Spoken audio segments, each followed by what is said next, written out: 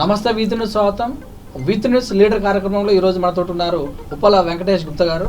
Uppala charitable trust ద్వారా వేల కార్యక్రమాలు నిర్వహించారు. అలాగే చూసుకున్నట్లయితే తన వ్యక్తిగత జీవితాన్ని చూసుకున్నట్టయితే 20 సంవత్సరాల వయసు ఉన్నప్పుడే తలకొండపల్లిలో మరి యువ నాయకుడిగా సర్పంచ్గా పోటీ చేసి గెలిచినటువంటి వ్యక్తి.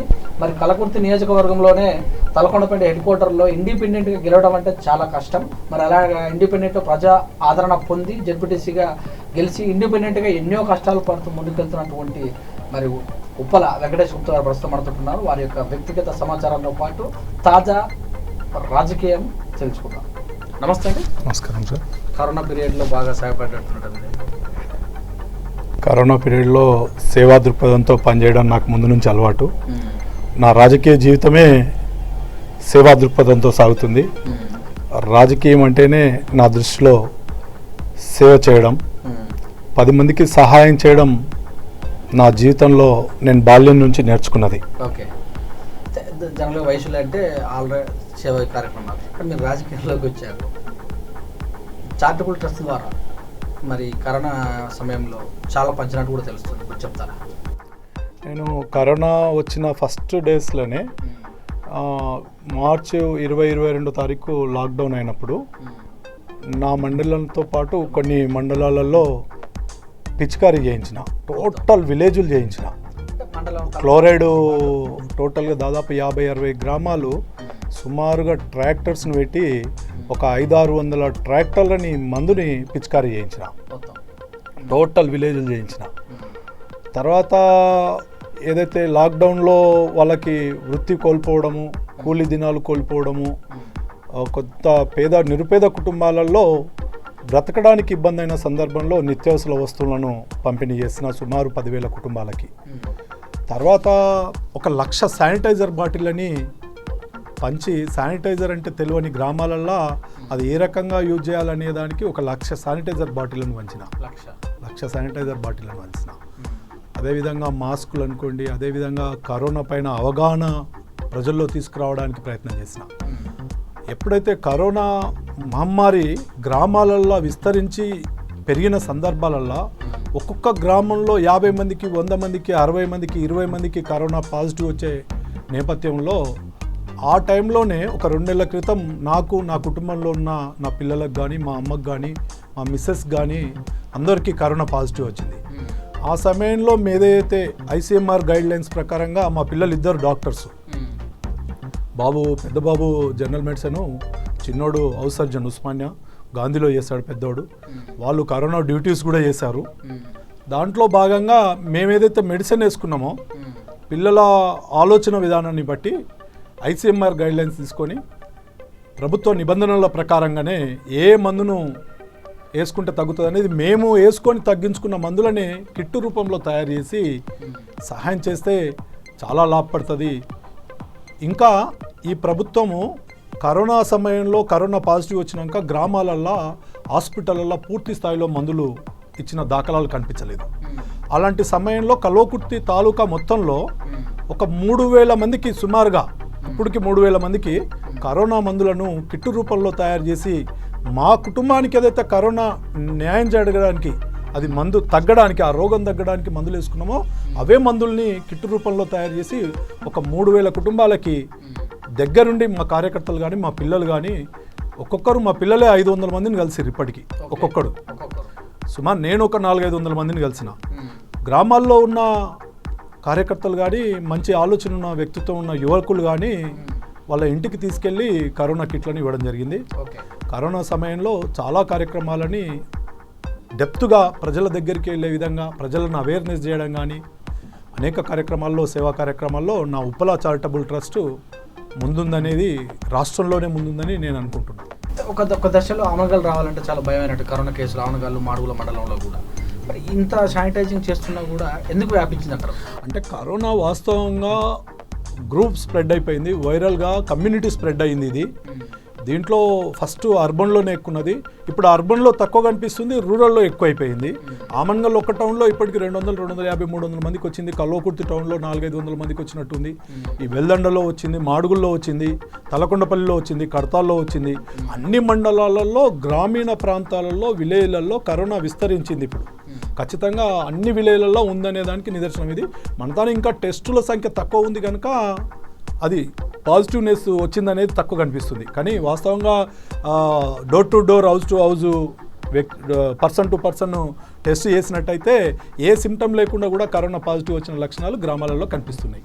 మొత్తం చూస్తే ఇప్పుడు ప్రభుత్వము టెస్టింగ్ విషయంలో అయితేనేమి కొంచెం వెనకబడినట్టు తెలుస్తుంది. ఈ విషయంపైన మీ స్పందన? ఖచ్చితంగా ఈరోజు సుమారుగా తెలంగాణ రాష్ట్రంలో 40-50 వేల కేసులు పర్ డే వస్తున్నాయి.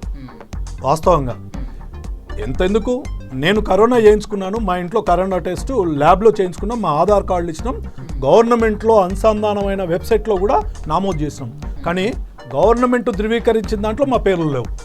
అంటే గవర్నమెంట్ కరోనా వచ్చిన వాళ్ళని భయభ్రాంతులకు గురి కాకుండా కొంత వాళ్ళ సిస్టమ్ ఏదో పెట్టుకున్నట్టుంది, 2000-2500 చూపిస్తూ దాన్ని ముందుకు సాగదీస్తుంది. అంతే తప్ప కరోనా గవర్నమెంట్ చూపిస్తున్న సంఖ్యకు సమానంగా తెలంగాణ రాష్ట్రంలో లేదు. 100% ఎక్కువ ఉంది. 100 కాదు, 10 times 20 times ఎక్కువ ఉంది. మరణాల రేటును కూడా సైలెంట్ చేస్తుంది. కరోనా పాజిటివ్ సిమ్టమ్స్ వచ్చిన వాళ్ళనే సైలెంట్ చేసినప్పుడు మరణాలను కూడా తక్కువ చూపిస్తున్నట్టే లెక్క. అంటే వాళ్ళు ఒక రకంగా భయోత్పాతం కలుగుతుందని చేస్తున్నారా, లేదా వాళ్ళ నిర్లక్ష్యం బయటపడుతుందని, ప్రభుత్వం నిర్లక్ష్యం బయటపడుతుందని ఈ ప్రభుత్వము ఆ విధంగా చర్యలు తీసుకుంటుందా, నానా రకాల ఆలోచనలు వస్తున్నాయి దీనిపైన. ఏదేమైనా కరోనా విషయంలో ప్రభుత్వం నిర్లక్ష్యంగా ఉంది, కరోనా విషయంలో ప్రభుత్వం విఫలం చెందింది. ఈ విషయం విఫలం చెందిందన్న మాట ప్రభుత్వం దృష్టికి తీసుకెళ్తే ప్రతిపక్షాలు మేము అనేక సందర్భాలలో సోషల్ మీడియాలో కానీ పత్రికా ప్రకారంగా ప్రకటనల ద్వారా కానీ తెలియజేసినాం. అంతేందుకు ప్రభుత్వము కరోనా విషయంలో నిర్వీర్యమైంది, దానిలో విఫలం చెందిందనే దానికి కారణం ఆరోగ్యశ్రీలో కరోనాను తీసుకురాలే. పేద కుటుంబానికి కరోనా వస్తే ప్రైవేట్ హాస్పిటల్ దోపిడీ దొంగల్లాగా వాళ్ళ పీడించి వాళ్ళ రక్తాన్ని పిండినట్టుగా డబ్బులు పిండి వసూలు చేసిన సందర్భాలు కనిపిస్తున్నాయి. 20 లక్షలు 25 లక్షలు కట్టి చనిపోయిన వాళ్ళు కరోనా వాళ్ళు నా ఫ్రెండ్స్ ఉన్నారు. 20 లక్షలు యశోదాలో, కేర్లో, మన కాంటినెంటల్ హాస్పిటల్లో ట్రీట్మెంట్ తీసుకొని, ఉదాహరణ మాల్ జగన్ ఉన్నాడు, వెంకటేశ్వర్లు ఉన్నారు, శ్రీనివాసులు గారు ఉన్నారు, కృష్ణారెడ్డి అని ఉన్నాడు, చాలామంది. నాకు తెలిసిన వాళ్ళే ఒక 100 మంది లక్షల రూపాయలు కట్టి కరోనా విషయంలో ప్రైవేట్ హాస్పిటల్లో డబ్బులు దండగా చేసుకున్న వాళ్ళు, డబ్బులు పోగొట్టుకున్న వాళ్ళు ఉన్నారు.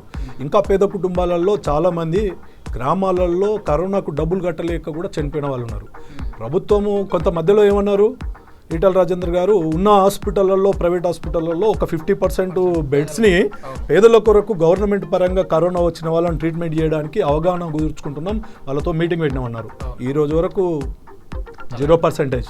ఒక్క బెడ్ కూడా ఈ రోజు వరకు ప్రైవేట్ హాస్పిటళ్లలో కరోనా ప్రభుత్వ పరంగా ట్రీట్మెంట్ చేసిన సందర్భాలు కనిపించట్లేదు. ఆరోగ్యశ్రీలో ఇప్పటికీ తీసుకోలేదు. ప్రభుత్వము ఫీజుల మీద నియంత్రణ కూడా పెట్టిన దాఖలాలు ఎక్కడ కనిపించట్లేదు. ప్రైవేట్ హాస్పిటళ్లలో ఇప్పుడు కూడా కరోనా పేరుతోటి లక్షల రూపాయలు దోచుకుంటున్నాయి. నిజంగా కూడా పేదవాళ్ళు దీనికి బలైపోయారు. దీనికి ఏ ప్రభుత్వం కూడా, కేంద్ర రాష్ట్ర ప్రభుత్వాలు 2 కూడా దీంట్లో విఫలం చెందినాయి. ఏ ప్రభుత్వాలు కూడా పేద ప్రజలకు న్యాయం చేయలేని సంకేతాలు కనిపిస్తున్నాయి. మీరు ప్రాతినిధ్యం వహిస్తున్న తలకొండపల్లిలో ఎంతమంది కరోనా వచ్చింది, వారికి మీరు చేసిన సహకారాలు ఎలా ఉన్నాయి? నేను కల్వకుర్తి తాలూకా మొత్తంలో కూడా కరోనా వచ్చిన వాళ్ళని ప్రతి ఇంటిని నా కార్యకర్తలో, నా పిల్లలో, నా కొడుకులో, లేకపోతే నేను, మా ఎంపీపీఓనో, జెంపీటీసీలో, సర్పంచ్లు ఎవరో ఒకరు టచ్ చేసినాం. వాళ్ళందరికీ కూడా నేను కొంత కరోనా రాకముందే కూలీలకి నిత్యావసర కూలీ చేసుకొని బ్రతికే వాళ్ళకి నిత్యావసర సరుకులు ఇచ్చినాం. నిత్యం కూలీ చేసుకుంటే కానీ బ్రతకలేని పరిస్థితులు ఉన్న టైంలో, లాక్డౌన్ టైంలో కూలీ దొరకని పరిస్థితుల్లో చాలా సందర్భాల్లో ఒక 10,000 కుటుంబాలకు నిత్యావసర సరుకులు, పప్పు, నూనె, బియ్యం ఆ విధంగా సమకూర్చడం జరిగింది కొన్ని లక్షల రూపాయలతో. తర్వాత క్రమేపీ కరోనా పెరగడం ద్వారా వాళ్ళకి మందుల రూపంలోనే నేను ఇప్పటివరకు సహకారం చేసిన, వేరే రకంగా నేనేం చేయలేదు ఇప్పుడు. కానీ తగ్గడానికి సహకారం చేసిన, మందులు కిట్లు ఇచ్చిన, నేను ఇచ్చిన మందులు వేసుకున్న చాలా 80% 90% నెగిటివ్ వచ్చిన తర్వాత వాళ్ళ గుండెలు పగిలేలాగా ప్రేమతోటి వాళ్ళు మాట్లాడుతుంటే చాలా సంతోషం ఏర్పడింది. ఈ లైఫ్లో ఎంతోమందికి సహాయం చేసినాం. ఇది చాలా ఈ క్లిష్ట సమయంలో కరోనా వచ్చిన వ్యక్తిని గ్రామాలల్లో వెలేసినట్టుగా, వాడు ఒక అంటరాని వ్యక్తిగా వాడిని చూస్తున్న సమయంలో నేను వాళ్ళ ఇంటికి వెళ్ళి ధైర్యం చెప్పి మందులు ఇచ్చి ఈ విధంగా వేసుకోవాలని చెప్పి చెప్పడం చాలా సంతోషం ఏర్పడ్డది. వాళ్ళకు కూడా తగ్గి చాలా సంతోషంగా కొన్ని వందల ఫోన్లు వచ్చినాయి నాకు. అది చాలా తృప్తినిచ్చింది.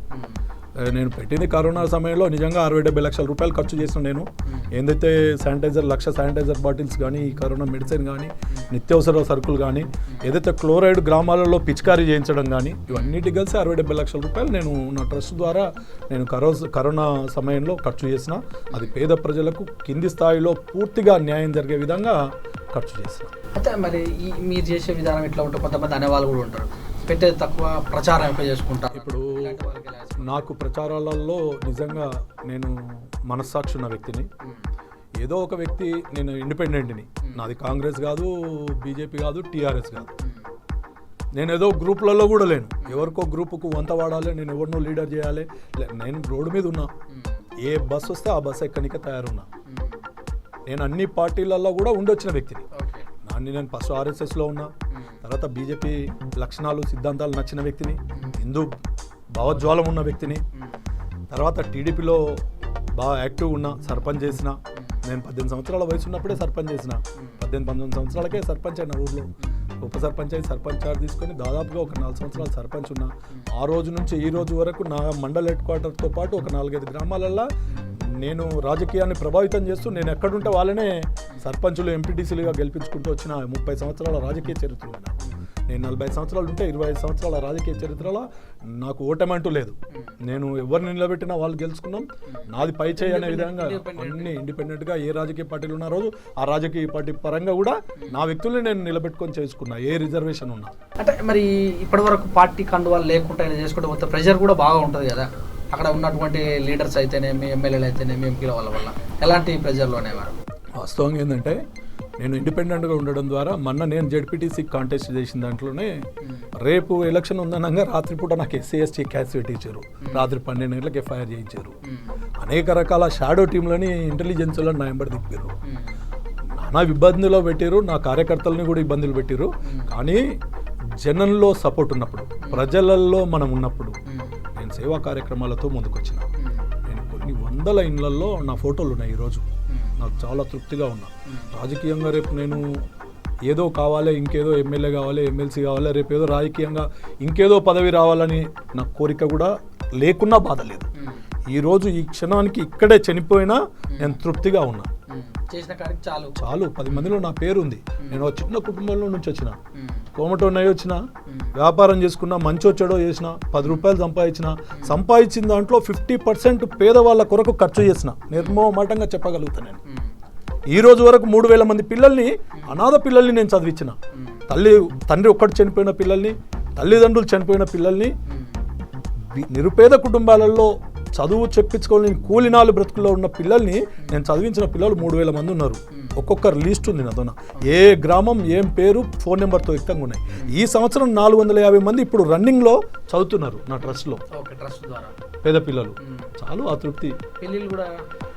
పెళ్ళిళ్ళు అనేది ఏంటంటే పెళ్ళిళ్ళకి సహాయం చేసినాం, అట్లా పుస్తమెట్టలు అట్లాంటి స్కీమ్లు లేవు. కాకపోతే అనాథాశ్రమాలలో కొన్నిట్లలో వైద్య ఆశ్రమంలో యాక్టివ్ ఉన్నా. తర్వాత కొన్ని ఇప్పుడు కూడా నాదర్గోల్లో కట్టే ఆశ్రమంలో నేను కన్స్ట్రక్షన్ కమిటీలో మెంబర్గా ఉన్నా. ఆ ఆశ్రమం కూడా 2 లక్షల SFT ఇప్పటికి స్లాబ్స్ అయిపోయినాయి. దాన్ని ఇంకా ముందుకు తీసుకుపోయేటందుకు నా వంతుగా విద్యాభారతి ద్వారా, సుధాకర్ రెడ్డి అన్న ద్వారా ఆధ్వర్యంలో దాన్ని చేస్తున్నారు. అంతా RSS వాళ్ళు సెంట్రల్ కమిటీ ఉంది దాంట్లో కూడా నేను యాక్టివ్ ఉన్నా. నా వంతు సహాయాన్ని నేను కూడా డబ్బులు ఇచ్చినా నేను కూడా యాక్టివ్ ఉన్నా, కాదనట్లేదు. అయితే ఈ సేవా కార్యక్రమాల ద్వారా తలకొండ పెళ్లిని మించి కలకుర్తి మొత్తం బాగారు అన్నట్టు ఏమైనా ప్రెషర్ ఏమైనా ఉందా? నేను ఇప్పుడు కల్వకుర్తి తాలూకాలో ఉన్న ప్రతి రాజకీయ నాయకునికి, రేపు ఎమ్మెల్యేకు నిలబడాలనే ఆలోచన ఉన్న ప్రతి వ్యక్తి నన్ను టార్గెట్గానే చూస్తున్నారు, నిజంగా నన్ను శత్రువుగానే చూస్తున్నారు. అది వాస్తవం. నేను నిలబడతానే ఫీలింగ్ వాళ్ళకు ఉంది. అట్లా ఉండే కదా మన ఆచారి మా మండల్లో. నేను వాస్తవంగా ఆచారి సింగిల్ విండోకి రాష్ట్రం మొత్తం ఎక్కడ కూడా బీజేపీ టీఆర్ఎస్ పొత్తు లేదు, ఎక్కడ జరగదు. జనరల్గా వీళ్ళు ప్రతిపక్షంలో ఉన్నారు, వాళ్ళు పాలక పక్షంలో ఉన్నారు. కానీ నన్ను టార్గెట్ చేసే తలకొండపల్లిలో టీఆర్ఎస్ పార్టీకి బీజేపీకి అలయన్స్ కుదిరించుకున్నారు. మొన్న జైపాల్ యాదవ్ ఎమ్మెల్యే ప్లస్ ఆచారి ఇద్దరు పొత్తు కుదుర్చుకొని సింగిల్ విండో ఎలక్షన్లల్లో అలయన్స్తో పోటీ చేసారు నా పైన. నేను ఇండిపెండెంట్గానే కాంటాక్ట్ చేసిన సింగిల్ విండోలో కూడా. 13 డైరెక్టర్లు ఉంటే 10-11 డైరెక్టర్లు మేము గెలిచినాం, 2 డైరెక్టర్లు వాళ్ళు గెలిచారు. ఇద్దరు అలయన్స్ అయి కూడా 2-3 గెలిచారు, 3 గెలిచారు. 2 ప్రభుత్వాలు కేంద్ర రాష్ట్ర ప్రభుత్వాలు ఒకటై కూడా మండలంలో 3 డైరెక్టర్లు గెలిచారు. మేము ఇండిపెండెంట్గా 10 డైరెక్టర్లు గెలిచినాం. మరి ఈ విషయాన్ని మరి కలకుర్తి మొత్తం అందరికీ తెలుసు, కల్వకుర్తి ప్రజలందరికీ తెలుసు, కల్వకుర్తిలో ఉన్న నాయకులందరికీ తెలుసు ఈ సబ్జెక్టు. దానిపైన కొంత స్పర్ధలు వచ్చినాయి. ఆయన యూత్ను పెట్టి వాళ్ళని వీళ్ళని పెట్టి పక్కన కూర్చొని రూమ్లో కూర్చొని కామెంట్ చేయించిండు. నేను దానికి విరుద్ధంగా మా పిల్లలు కొంత యువకులు దాని మీద అగెనిస్ట్గా దాన్ని కామెంట్ చేయించారు. అంతే స్పర్ధలు తప్ప ఆయన కూడా నేను చాలాసార్లు చేసిన. ఆయన లాస్ట్ టైం ఎలక్షన్లో కాంటాక్ట్ చేసినప్పుడు ఆచారికి మేము కాళ్ళు మొక్కినాం. ఊర్లలో కొన్ని వేల మందిని ప్రభావితం చేసినాం. లక్షల రూపాయలు నా సొంత డబ్బులని నేను ఆయన కొరకు ఖర్చు చేసిన. ఆయన నిలబడ్డ 5 సార్లలో 4 సార్లు ఆయనకు సపోర్ట్ చేసిన నేను. మరి అంత సపోర్ట్ చేసినటువంటి వ్యక్తి మీకు వైరుధ్యంగా అంటే ఇక్కడ ఏమైందంటే వ్యక్తిని ప్రభావితం చేసుకుంటున్నాడు. తను కూడా ఏమైందంటే పార్టీ ప్రభావంతో తను ఇక్కడి వరకు నెక్కరాగలిగాడు. మోడీ సిస్టమ్ కానీ, హిందూ భావజ్వాలం కానీ, తను కింది స్థాయి నుంచి వచ్చిండు అనేది కానీ, సింపతి నేను 5 సార్లు నిలబడ్డా ఓడిపోయినా అనే దాని మీద తను ఇక్కడి వరకు నెక్కుంటూ వచ్చిండు. కాకపోతే తను వ్యక్తిగతంగా నన్ను టార్గెట్ చేయాలని ఆలోచన చేసిండు. వాస్తవంగా మొన్న మున్సిపల్ ఎలక్షన్లలో కూడా తను హరిప్రసాద్ ఆయన ఇద్దరు నాకు మాట్లాడి నాకు టీఆర్ఎస్ రెబల్స్ని మీరు కాంటెస్ట్ చేయించినట్టయితే నాకు లాభం జరుగుతుంది, వీళ్ళను కాంటెస్ట్లో పెట్టని కూడా తనే నాకు వాట్సాప్ పెట్టిండు. కాకపోతే రాజకీయాలలో ఇవన్నీ సహజం, వాడుకోవడం వదిలేయడం. దాంట్లో ఇలా ఆమన్గల్లో నిజంగా 10 సీట్లు గెలవాలంటే మేము ఇండిపెండెంట్గా నేను ఆల్ ఇండియా ఫార్వర్డ్ బ్లాక్ నుంచి సింహం గుర్తు బీఫామ్లు ఇచ్చి వాళ్ళకు కొంత ఎక్స్పెండిచర్ ఇచ్చిన తర్వాతనే ఒక 40-50 ఓట్లతో 5-6 మంది డైరెక్టర్లు గెలిచిరు. వాళ్ళు ఆ 5-6 కేవలం మేము చీల్చినందుకే గెలిచిరు. అది నగ్న సత్యం. ఆమన్గల్లో ఉన్న మున్సిపల్లో అందరికీ తెలుసు. అది ప్రభుత్వం కేవలం ఆయన వ్యక్తిగతంగా ఆలోచన ఏమంటే ఇంకా ఎదుక్కుంటూ పోతే నాకే ముప్పై అయ్యేటట్టుందనే ఆలోచన చేసే టీఆర్ఎస్తో పొత్తు పెట్టుకున్నాడు. ఎదగడానికి అక్కడే ఆపాలని లేదా బీజేపీ క్యాడర్ని నాకు దూరం చేయాలని ఆలోచన చేసిండు. నేను క్యాడర్ని దగ్గర చేసుకుంటున్నా అనే భావన తనకి భయం పుట్టుకునే తను టీఆర్ఎస్తో పొత్తు పెట్టుకున్నాడు. అయితే జనరల్గా కలకుర్తిలో 3వ వర్గం కూడా ఒకటి నడుస్తుంది. అటు జయపాల్ యాదవ్ అయితే, ఇటు ఆచార్య అయితేనేమి, ఇక వంశచంద్ర అంటే ఆల్రెడీ కాంగ్రెస్ కానీ, మరి ఉన్నట్టు ఎమ్మెల్సీ ఉన్నటువంటి వర్గం కూడా ఉంది కదా, ఆ వర్గం నుండి వస్తున్నారనే ఆరోపణలు వస్తున్నాయి కదా. నేను ఏ వర్గం అనేది కాదు. నేను వాస్తవంగా నారాయణ రెడ్డి ఇండిపెండెంట్గా కాంటాక్ట్ చేసిన సమయంలో ఆయనకి సపోర్ట్ చేసిన, నా మండలానికి వెళ్ళి నేను సపోర్ట్ చేసిన. ఈరోజు రేపు వచ్చే 3 సంవత్సరాల నాడు ఎవరికి బీఫామ్లు వస్తాయి, ఎవరు ఎమ్మెల్యేలు ఏ పార్టీ నుంచి నిలబడతారు అనేది ఇప్పుడు నిర్ణయించలేరు. 3 ఏళ్ళకు రాజకీయాలలో ఒక రోజులో మారిపోవచ్చు, రేపు మారిపోవచ్చు, వెళ్ళిపోరు, రాత్రి రోజున కూడా మారిపోవచ్చు. రేపు ఎవరికి టికెట్ వస్తుంది, రేపు ఎవరు కాంటాక్ట్ చేస్తారు, ఆ కాంటాక్ట్ చేసిన దాంట్లో నేను కాంటాక్ట్ చేస్తున్నా చేయనా, నేను ఒకవేళ చేస్తే నాకు ఎవరైనా శత్రువే. అంటే నాకు ప్రత్యర్థి లేదు కదా, శత్రువు కాదు, వ్యక్తిగతమైన శత్రుత్వం కాదు, రాజకీయ పరంగా నేను వాళ్ళని ఎదుర్కోవాల్సి వస్తుంది. నేను పోటీలో ఉండాలనుకుంటే, నేను పోటీలో లేని సందర్భం వస్తే నాకెవరు నచ్చుతావు అని అడుగుతా. ఎందుకంటే నాకంటూ ఇప్పుడు ఏ రాజకీయ పార్టీలో లేను. నేను ఇండివిజువల్గా ఉన్నా, బాధతో నేను ఇండివిజువల్గా ఉన్నా. అంటే ఇక్కడ ఏమైందంటే ఇప్పటి వరకు నా ఎదుగుదలంతా వ్యక్తిగతంగానే ఎదిగిన. నేను ఏ లీడర్తో ఈరోజు నేను వ్యక్తిగతంగా పని తీసుకోలే, ఏ లీడర్తో వ్యాపార పరంగా పని తీసుకోలే. అభివృద్ధి జరగాలంటే ప్రజా సమస్యల పైన పోరాటం చేస్తున్నా.